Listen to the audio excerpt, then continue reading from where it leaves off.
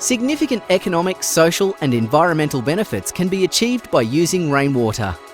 Rainwater that is captured and stored correctly is a safe and sustainable source of quality water.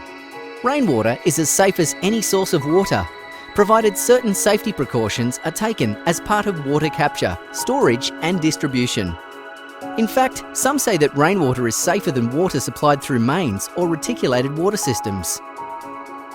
If you're living in an urban environment, rainwater is an alternative water source that helps reduce consumption and also saves money on water and energy bills, increases water availability for potable and non-potable uses, reduces stormwater runoff, and reduces our reliance on ageing water infrastructure.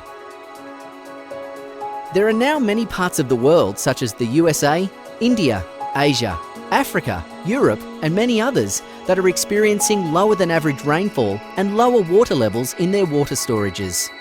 Many governments are encouraging the collection and use of rainwater through regulation, as they have recognised the value of rainwater to help with managing infrastructure costs, reducing energy, reducing stormwater damage, behaviour and attitudinal change, such as understanding how much water to use.